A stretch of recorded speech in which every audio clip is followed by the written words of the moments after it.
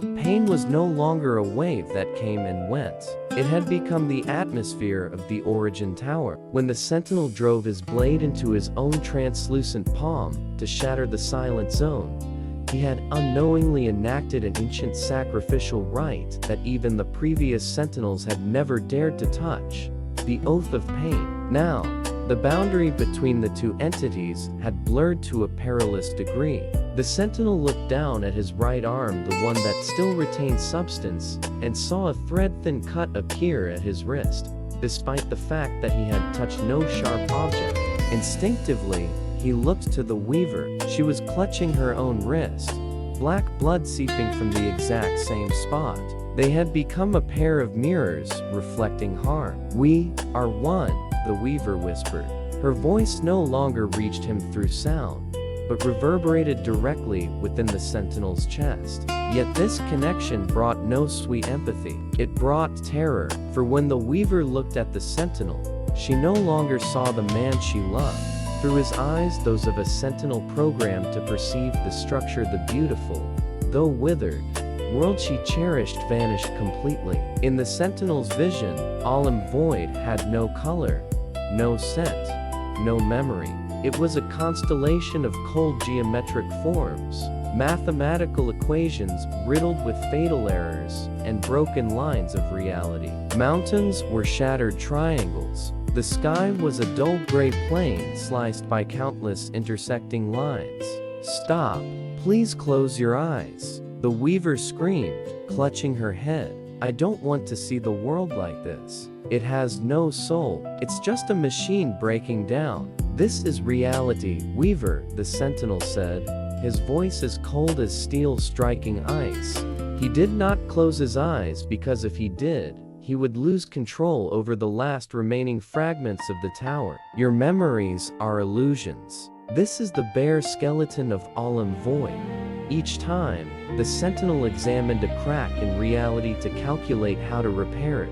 The Weaver felt as though her mind were being shredded by thousands of shards of glass. She saw the collapse not as tragedy, but as an irreparable miscalculation. That aridity murdered the soul of a Weaver faster than any darkness. But that torment was interrupted by something far more horrific at the heart of the tower's summit. At the dead point, the black void the sentinel had created by stabbing his own shadow, the air began to churn violently. The sentinel's silver blood leaking from his wound, and the Weaver's black threads from the Silent Zone mingled within the abyss. They did not destroy one another, they fed each other. From within the void, an entity began to rise. It had no fixed shape. It was a mass of matter, half liquid, half vapor, shimmering with the silver sheen of the structure, yet saturated with the darkness of decay. It had no face, no limbs, only a breathing, human-shaped absence that drained the air around it. The hollow. It was the child of their misaligned love and distorted sacrifice, a being that should not exist under any law of Olym-Void. The presence of the hollow violently warped the space around it. The geometric forms the sentinel perceived were drawn into its core, vanishing from reality forever. Olym-Void was no longer merely dying. It was being devoured by the very error the sentinel and the Weaver had created. The hollow turned toward the Weaver. It made no sound, yet both felt an ancient, primal hunger. Offering. The echo was neither sentinel nor Weaver. It was the voice of the void reclaiming its due. "What does it want?" the Weaver asked, trembling as she felt her blood being pulled toward the entity through the Oath of Pain. "It wants to fill its emptiness with our essence," the sentinel replied. He raised his sword, but for the first time in his existence, the blade felt useless. How could one strike at emptiness itself? The hollow extended a tendril of substance toward the Weaver. The instant the silver-black filament brushed her cloak, the sentinel collapsed, as if a slab of flesh had been torn from his side.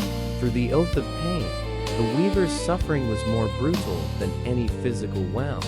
"Don't touch her," the sentinel roared, throwing himself between the Weaver and the hollow. The tendril struck the sentinel's chest. He felt no pain. Instead, an immense emptiness spread within him, A piece of his memory, the memory of the first day he saw the weaver weaving at the edge of the abyss, was erased. It was not forgotten, it was annihilated, as if it had never existed at all. The hollow did not consume flesh, it consumed meaning. It devoured the bonds that tied them together. It was the cruelest antidote to their love. It would turn them into complete strangers long before this world ended. Sentinel, your eye, the weaver cried in terror. One of the sentinel's eyes had lost its radiant silver hue, becoming a blank, lifeless white. He had traded a fragment of his soul to keep the entity from reaching her. Run, weaver, the sentinel said, his breath ragged. The silent zone is over, but this distortion won't stop. If it devours everything I remember about you, the oath of pain will collapse, and the structure will have nothing left to anchor itself to.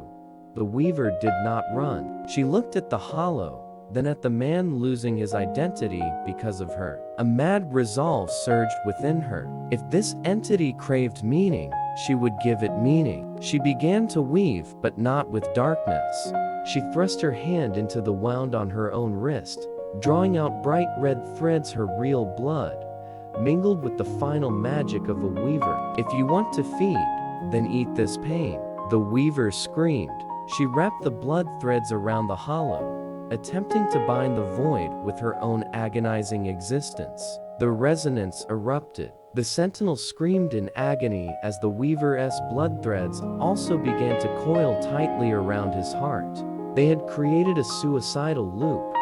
The weaver used blood to restrain the hollow, and the sentinel bore the damage to keep the tower from collapsing. The hollow was forced back into the dead point for now, but it remained there, lurking like a waiting shadow. It had tasted them. It would never stop until both were nothing but bodies stripped of memory. The sky of Olym-Void had now lost its original form. The geometric shapes the weaver perceived through the sentinel's eyes melted into a viscous gray fluid, dripping from the summit like the tears of a dead god. The sentinel rose, bracing himself against the only intact pillar remaining. He looked at the weaver. One of his eyes still saw her, but the other perceived only a crumbling polyhedron. We've just signed a new sentence, he whispered.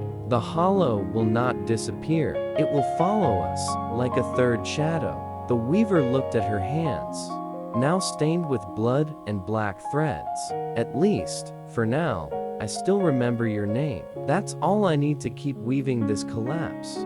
Beneath their feet, the origin tower emitted a thunderous crack.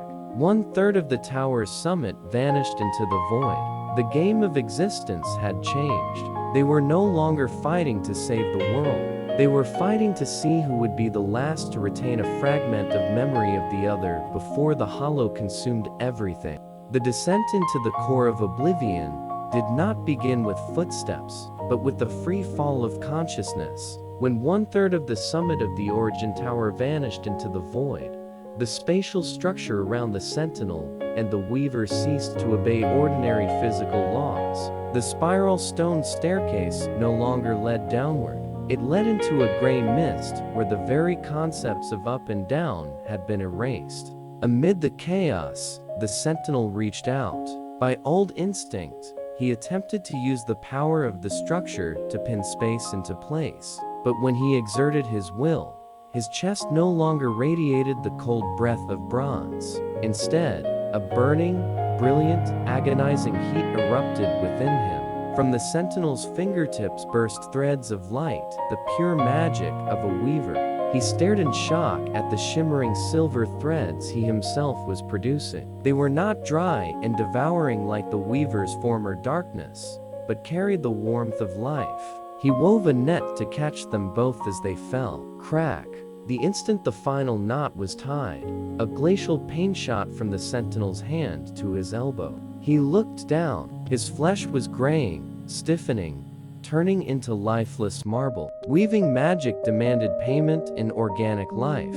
Each act of weaving life transformed him further into stone. Sentinel, what are you doing? The weaver's voice rang out, but it no longer trembled, no longer carried fear or compassion. She was suspended in midair, her violet eyes coldly examining his petrifying arm as if it were merely a faulty parameter in a schematic.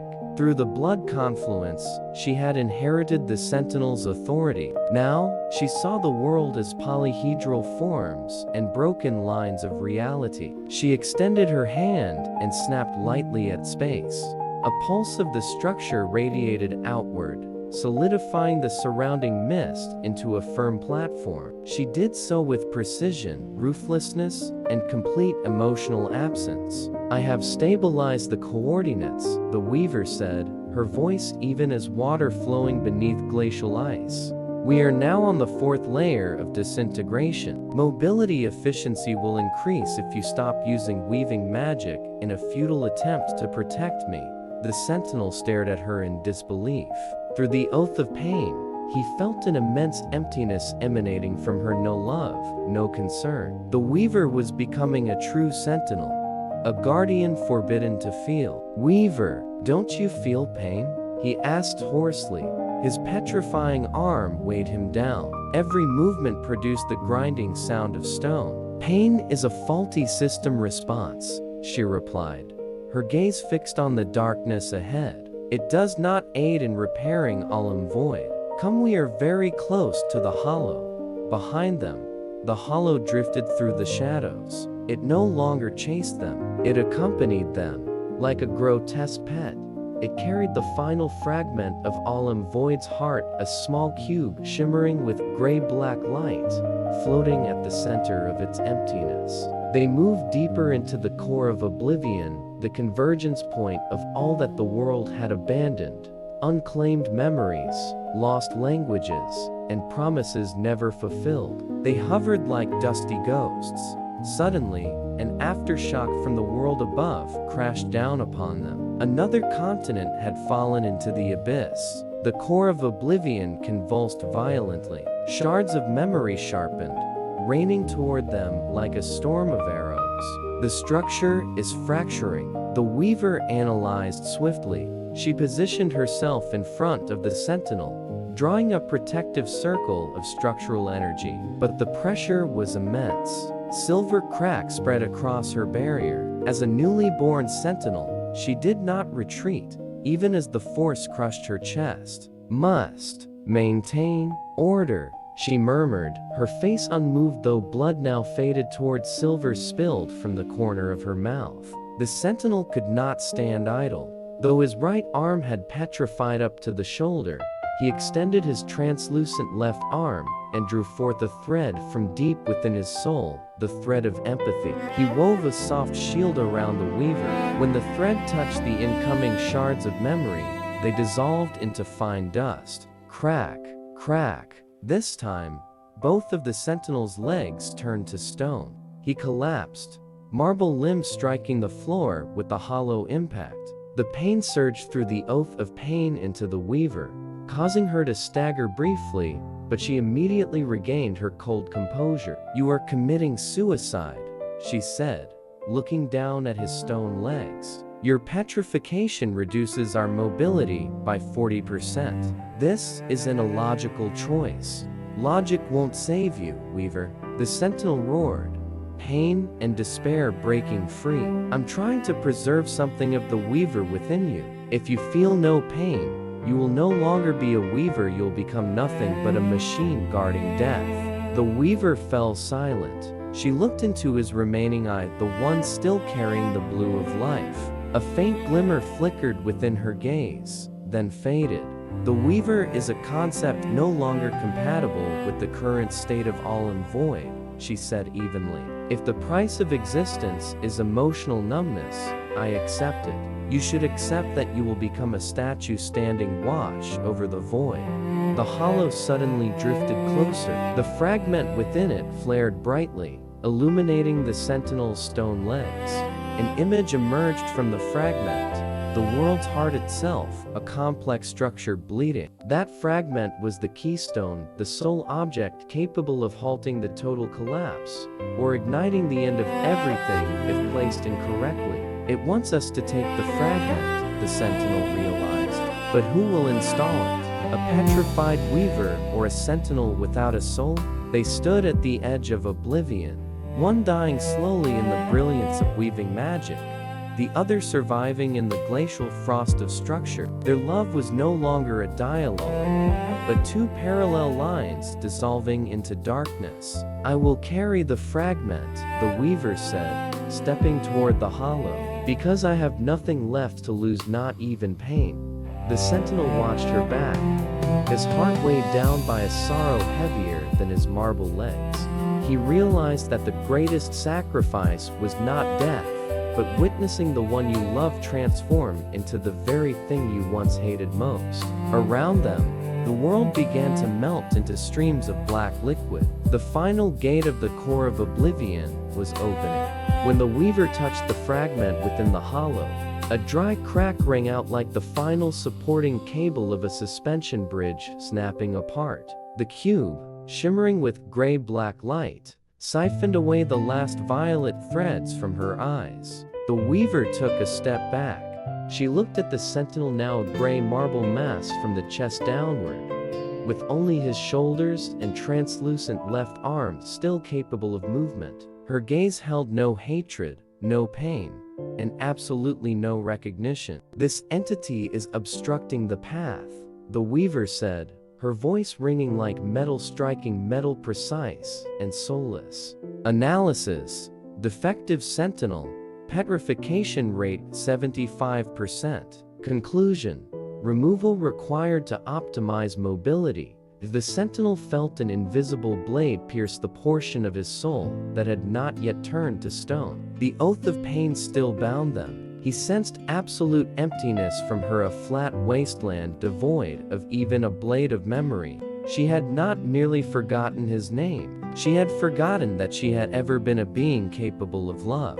"Weaver, look at me," the sentinel whispered, his breath carrying stone dust. "I am the one who shielded you from the shard. I am the one who wove this fracture with you. There is no data regarding an entity designated Weaver within the current structure," she replied, sweeping her hand in a silver arc to realign reality. "I am Sentinel Prime of the repair system.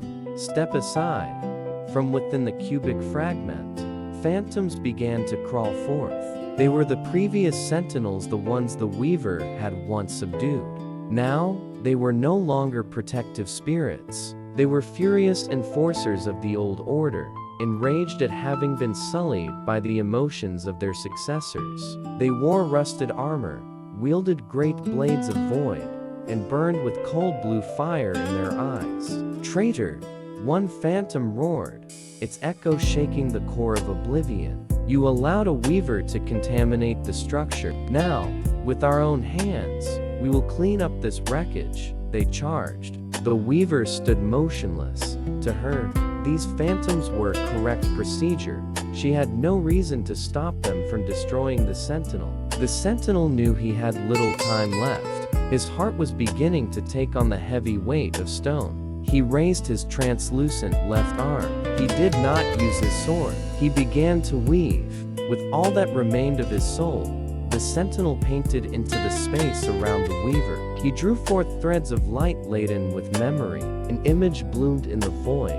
An afternoon washed in pale sunlight atop the tower, where the weaver had first smiled upon seeing a thread of pink. Another image followed, the warmth of their first touch, the electric surge that shook Olym-Void. "Look, Weaver, this is you.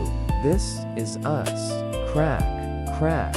Silver blood burst from the sentinel's heart and instantly crystallized into jagged stone shards that embedded themselves in his lungs. His neck began to stiffen. Each stroke of memory brought him one step closer to the eternal death of a statue. The previous sentinels recoiled at the paintings of memory. They screamed, swinging their blades to shatter the images. Illusions, lies of emotion, die.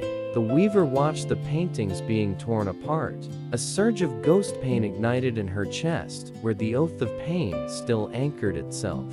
She did not remember the images, but her body responded to the sentinel's agony. A single, rare silver tear fell from her lifeless eyes. "System error," the weaver murmured, her hands trembling. An unidentified conflict has arisen in the processing core. Why? Why does this stone make it hard for me to breathe?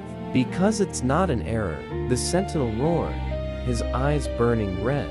It is your existence. Don't let them erase you again. He gathered every last fragment of strength into one final, monumental weave. A vivid red thread, the blood thread of cursed love, wrapped tightly around the weaver and bound her directly to his petrifying heart. In that instant, the entirety of the sentinel's pain, loneliness, and desperate love poured into the weaver's mind. Sentinel, she whispered, his name breaking free like a curse undone. But the cost was unbearable. The sentinel's entire body had now turned to stone up to his chin. Only his eyes remained able to move, and behind the marble shell, his soul screamed. He had become a statue standing in the core of oblivion, a monument to a love already lost. Seeing their target neutralized, the previous sentinels turned on the weaver. Now it is your turn, weaver. You are the seed of deviation. The weaver looked at the man who had turned to stone for her. A cold more terrible than the structure itself enveloped her. Memory had returned, but it returned in a world where the one she loved was nothing more than inert stone. She no longer wove darkness. She no longer wove light. The weaver reached for the cubic fragment hovering beside the hollow and crushed it in her hand. Gray-black light exploded, staining her hair and hands. You want order? The weaver said, her voice no longer that of a sentinel, nor of a weaver. It was the voice of Olym-Void itself, seething with wrath. I will show you the price of an order without a heart. She swept her arm, and the threads from the shattered fragment transformed into chains of void, binding the previous sentinels. She did not kill them. She began to weave them into the very structure of the core, turning them into eternal bricks to support the statue of the sentinel. The hollow stood nearby, silently witnessing the total exchange. A weaver had become a destroyer, and a guardian had become part of ancient stone. The weaver stepped closer to the sentinel's statue. She placed her shadow-stained hand upon his cold stone face. You painted memory back into me with your death, she whispered to the statue. Now, I will weave a new world, one where you never have to wait to witness this collapse again. But I will not let you be alone. Beneath their feet, the core of oblivion began to fracture. A deeper passage revealed itself, leading toward the true origin of Olym-Void, where the real keystone awaited. The sentinel lived inside a prison of marble. He could still see, but only through the weaver's eyes, through the distorted bond of blood confluence. He could still feel, but the only sensations left were the crushing, thousand-fold weight of his own stone body, and a dull, cold pain flowing from the weaver's heart into him. They were traveling through the primordial abyss, the passage leading back to the beginning of Olym-Void. The weaver walked ahead, her slender figure radiating an overwhelming pressure with every step. She no longer touched reality with her hands. She commanded the gravity around her. The sentinel statue hovered behind her, restrained by chains of deep violet void. From a distance, she resembled a condemned sinner dragging her own cross, or a god carrying the remnants of a dead era. Do you see it, sentinel? The weaver said, her voice echoing within his mind, flat and saturated with a profound exhaustion. There is nothing left in this world to guard. The continents above have turned to dust. Now Olym-Void consists only of us and the hollow that waits. The sentinel wanted to scream, to beg her to stop, to release him, and search for some fracture in reality through which to escape. But his tongue was stone. His lungs were stone. He could only watch the horizon of origin emerge, a horrifying white point amid an ocean of black. The hollow drifted beside them. Its form had now taken on clearer definition, resembling a reflection of the weaver herself, yet faceless. It began to whisper, its voice like sand sliding through a time glass. The end is right before you. Weaver, do you wish to see him awaken? The weaver halted, The void chains around the sentinel statue shuddered violently. You have a way? The keystone of origin has exhausted its energy, the hollow coiled around the stone figure. It needs a spark, not your weaving magic, nor the old bronze structure. It needs a soul that has undergone absolute transformation, a soul that has tasted both protection and decay. It needs the sentinel. Frigid current ran through the sentinel's stone core. He understood. If the weaver used his soul to ignite the keystone, the world might be reborn. Light would return to Olym-Void. But in exchange, the final remnant of his consciousness would be ground into magical dust. He would no longer be a statue with a soul. He would be nothingness. If I do this, the weaver asked, her violet eyes locked onto the hollow, will he disappear completely? He will become the world.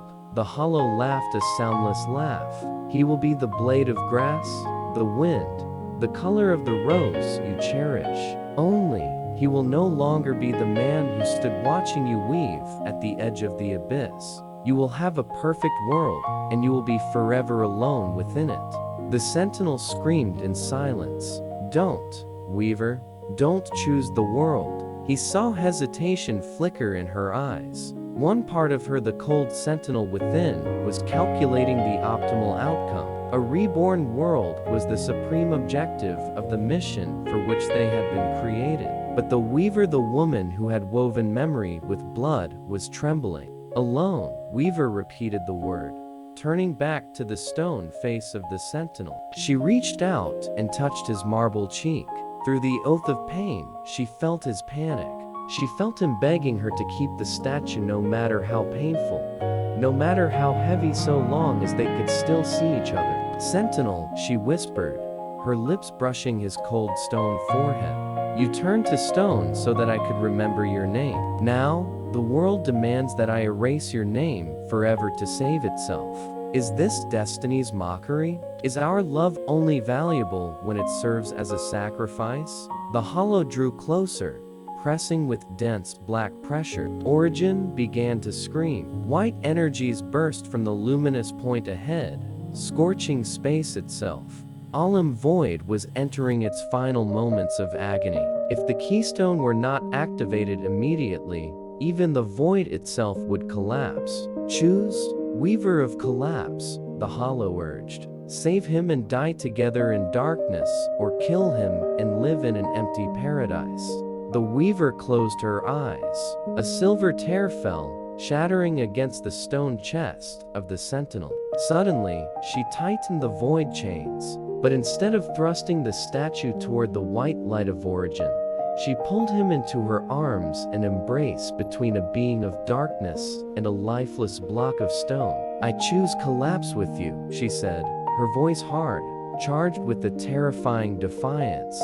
She turned toward the hollow, her eyes igniting with the violet flame of madness. You want to transform soul? I'll show you something stronger than the soul of a sentinel. She did not use the sentinel as the spark.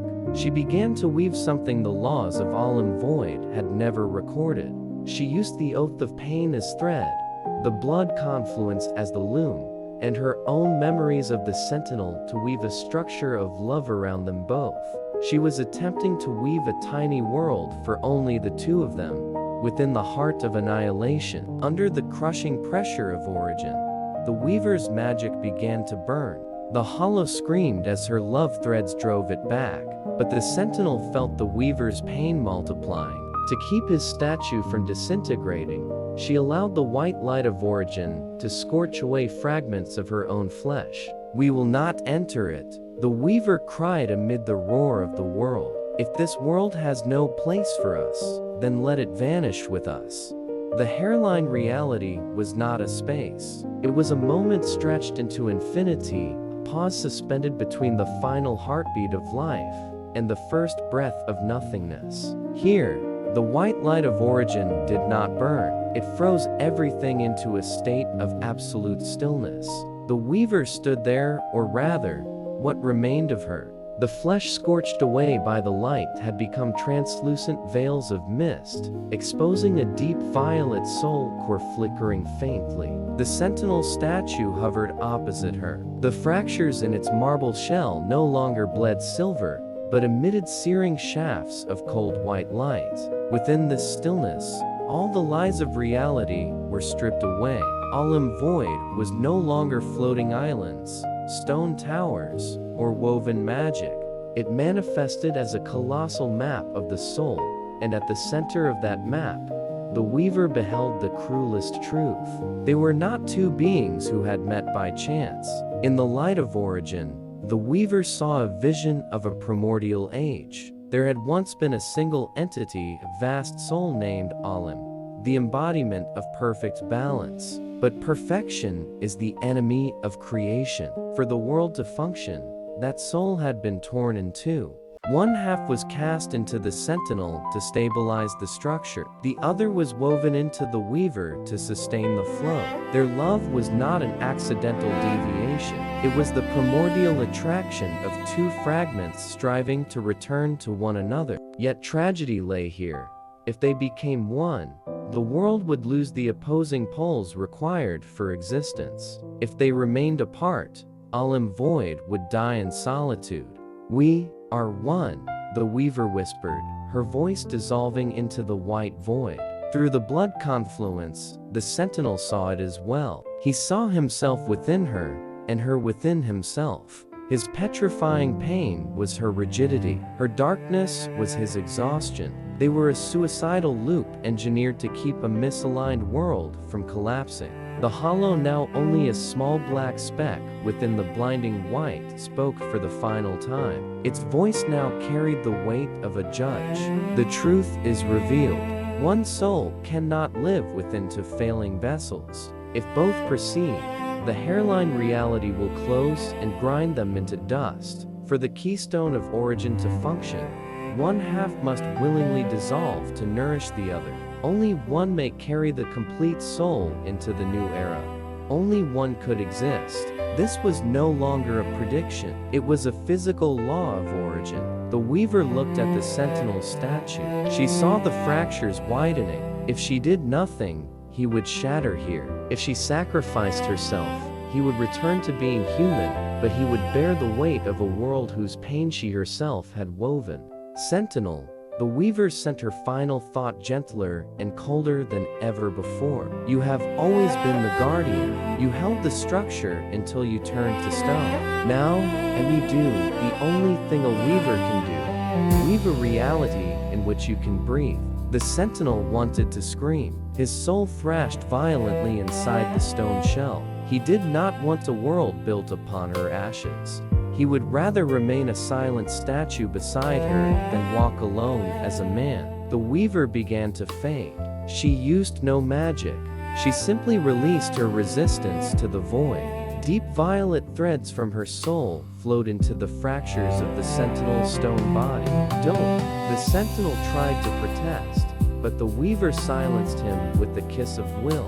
She pressed her fading soul against the cold stone. The oath of pain flared one final time, reaching the limit of endurance. The weaver felt the crushing weight of stone. The sentinel felt the melting of mist. Silver blood and black thread fused, igniting a color never before seen in Olym-Void, the color of sacrifice without honor. The marble shell on the sentinel's face began to crack. Fragments of stone broke away and dissolved into the white void. His stone lips softened, tinged with the faint red of returning life. The weaver smiled. Her form had grown so thin that the white light passed straight through it. She was giving away her biological essence, surrendering her right to exist to mend his soul. In that liminal instant, as the stone at the sentinel's throat shattered, he used all the energy the weaver had just poured into him to perform the most illogical act of all. He did not use it to breathe. He used it to speak a single word. The stone chest released a dry, grinding roar, then transformed into a sound bearing the weight of tens of thousands of years of silence. "Don't!" It reverberated like a command sigil, shaking the entire hairline reality. It was not a plea, it was a ruthless negation of the salvation the Weaver was offering him. But it was already too late.